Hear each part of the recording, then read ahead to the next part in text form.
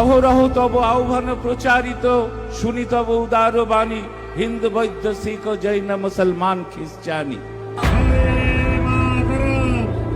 মাননীয় মুখ্যমন্ত্রী মমতা বন্দ্যোপাধ্যায় আমাদের দলের সর্বোচ্চ নেত্রী। তিনি যেভাবে সংগতির দৃষ্টান্ত স্থাপন করেছেন, সারা ভারতবর্ষে এই ধরনের দৃষ্টান্ত স্থাপন করার মতন কোনো নেতৃত্ব নেই।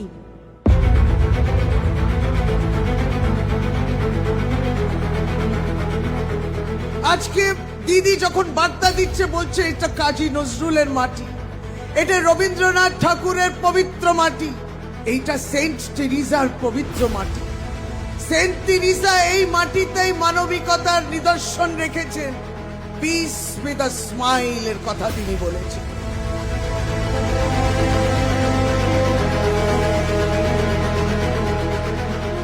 ধর্ম নিরপেক্ষতার কারণে যে সব থেকে আগে যে পাঁচটা দেশ যার নাম নেওয়া হয়, সেটার মধ্যে ভারতবর্ষ আছে। তার কারণ ভারতবর্ষের ঐক্যই ভারতবর্ষের শক্তি।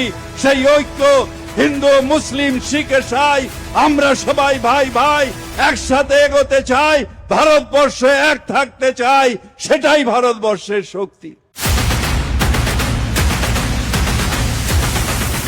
সর্বধর্ম সমন্বয়ের জায়গা হচ্ছে ভারতবর্ষ। ভারতবর্ষের সংবিধান বলে সেকুলারিজমের কথা। ভারতবর্ষের সংবিধান ডেমোক্রেটিক রিপাবলিক অফ ইন্ডিয়া।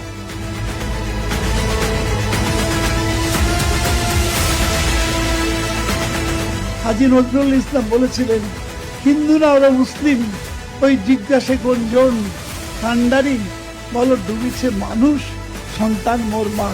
আমাদের দেশের সংবিধান ওই মানুষের কথাই বলেছে। তার গায়ে কি রক্ত আছে সেটা দেখার দরকার নেই। যারা এই দেশটা চালাচ্ছেন, যারা এই দেশের স্বাধীনতায় প্রাণ দিয়েছেন, তারা সকলেই এই দেশের মানুষ। তাদের জন্যই সংবিধান তৈরি হয়েছে। অনেক বড় বড় কথা বলছে বিজেপি, যে লড়কে লেঙ্গে বাঙ্গাল। তাদের বলবো যে আগে দিল্লি সামলা, পরে ভাববি বাংলা। বড় বড় কথা বলে ভাওতা দিয়ে বাংলার মানুষের মন জয় করা যায় না। তাই বন্ধু, লড়াইটাকে এগিয়ে নিয়ে যেতে হবে। যত ইচ্ছে পাঠাও মোদি, যোগী, শাহ, বর্মা, ভান্ডারী, মমতা বন্দ্যোপাধ্যায়কে সবাই চায় উন্নয়নের কান্ডারি। তাকে ছাড়া কোনো কথা বাংলার মানুষ বোঝে না।